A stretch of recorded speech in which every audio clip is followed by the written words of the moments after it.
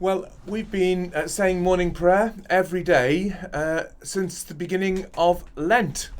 And as lockdown came in, you will know we have been saying morning prayer over the internet, live streamed to various platforms. And it's been an absolute joy for me, and many people have said how much they have appreciated it. It's been fantastic. We've done it, we've said morning prayer over 100 times now, virtually, which I think must be some kind of achievement. And just as I was beginning to feel very pleased with myself that everything was going so smoothly, this morning, which is the 1st of July as I record this, was a complete and utter disaster. I pressed the button to broadcast and it didn't work. I stopped and restarted and it still didn't work. Eventually I managed to get it to work, but the sound wasn't working. And in the end it got to about 8:10 in the morning, and I had to say, I'm sorry, this isn't going to happen today, for the first time since the beginning of Lent. It turned out, incidentally, that it was a faulty piece of equipment attached to my computer, which I've now replaced, and all should be well for tomorrow. But I've rarely been so frustrated. I don't like to fail at things. I don't like to have to say that I can't do it. And then at the end of morning prayer, Julie walked in, or rather at the end of the failed morning prayer, Julie walked in and said, "Have you seen today's psalm?" Which of course I hadn't, because I was frustrated and hassled. And she sat down and read it to me. Psalm 77 says this: I cry aloud to God, and he will hear me. In the day of trouble I seek the Lord. In the night my hand is stretched out without wearying. My soul refuses to be comforted. When I remember God, I moan. When I meditate, my spirit faints. You know, you have those moments when people might say something to you, or you'll meet with somebody, with a friend, and they'll say something, and you'll think to yourself, how on earth did they know? How did they know to say that thing? How did they know about me? How did they know I was struggling in that way?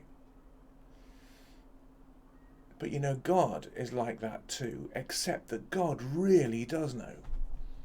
He knows intimately what's going on in our hearts, in our minds, and he still loves us and cares for us. And you know, the times when things don't work out how we want them to, in many ways, morning prayer not going smoothly this morning is only a very small thing. But when other things in life don't work out, we find in the Psalms that people have been there before. This is a psalm of Asaph. He says, I cry aloud, I remember God, I moan. All those things are legitimate. He goes on to write in this amazing psalm, you hold my eyelids open. I'm so troubled I cannot speak. I consider the days of old, the years long ago. I said, let me remember my song in the night. Let me meditate in my heart. Then my spirit will made a diligent search. Will the Lord spurn forever and never again be favourable? His steadfast love forever ceased.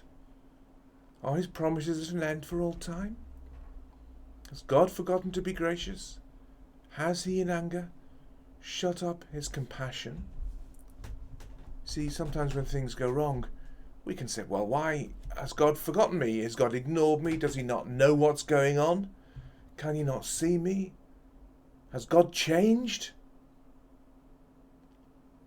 Then, I said, I will appeal to this, to the years of the right hand of the Most High. I will remember the deeds of the Lord. Yes, I will remember your wonders of old. I will ponder all your work and meditate on your mighty deeds. Your way, O God, is holy. What God is great like our God? You are the God who works wonders. You've made known your might among the peoples, and with your arm redeemed your people, the children of Jacob and Joseph. And then we have that wonderful word, Selah. Nobody really knows what it means, but it seems to mean something like pause for thought, as we remember that God is great.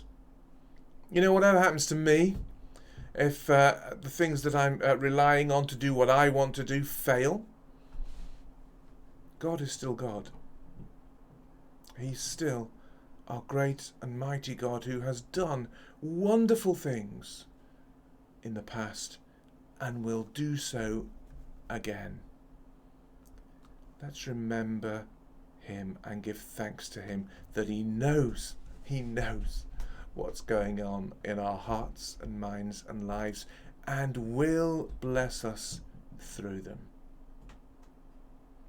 Have a really good day. Hopefully I'll see you in the morning, 8 o'clock.